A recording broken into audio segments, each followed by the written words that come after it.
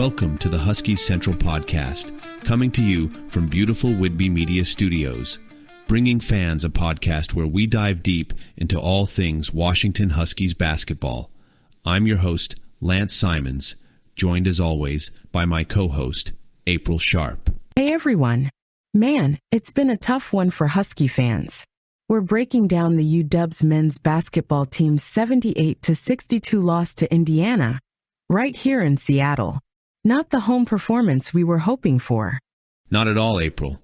This one hurt, especially on our own court. We've got a lot to unpack. Game highlights, player performances, and what this means for the Huskies' postseason chances. Let's dive in. All right, let's set the scene. The Huskies were hosting the Indiana Hoosiers at Alaska Airlines Arena in Seattle. Final score, 78-62, a 16-point loss for Washington. Lance, what were your initial thoughts on this one? Honestly, I thought the Huskies had a shot to feed off the home crowd early, but they faded fast. It felt like Indiana took control in the second half after a barely competitive first. Washington just couldn't match their intensity or clean up their own mistakes. Yeah, exactly. The Huskies shot only 37% from the field and turned the ball over 14 times. Meanwhile, Indiana was hitting 50% of their shots and dominated inside with 42 points in the paint. You could tell the Hoosiers came ready to play, even on the road. For sure. Rebounding was a killer too. Indiana out-rebounded UW 38-29, and those second-chance points really piled up. The Huskies couldn't get stops or control the glass, and it cost them big time. It's been a rough stretch. This was their fourth straight loss, dropping their record to 13-16 overall. 4-14 in Big Ten play. That's a tough spot to be in, especially at home. Let's dive into the players who stood out or didn't. Zoom Diallo led Washington with 18 points off the bench, which is a bright spot. 4 Huskies hit double figures, Diallo with 18, Makey Mason and Dominic Harris each with 10, and Frank Kepnang also with 10 points and 8 rebounds. Diallo's been a spark all season, a freshman coming in and leading the team in scoring. That's something to build on, even in a loss. But the starters need to step up more. Mason and Harris combining for just 20 points isn't enough against a team like Indiana, who had scorers firing on all cylinders. Totally agree. For Indiana, Malik Renault was a beast. 22 points and 8 rebounds, just owning the paint. And then they had guys like Trey Galloway and Miles Rice making big plays.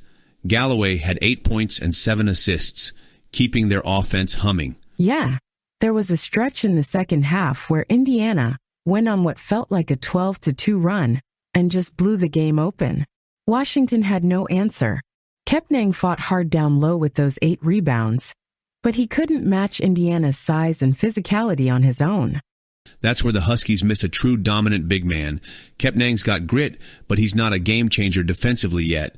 I think Coach Sprinkle's got to prioritize that in the offseason, someone who can anchor the paint. So let's talk big picture.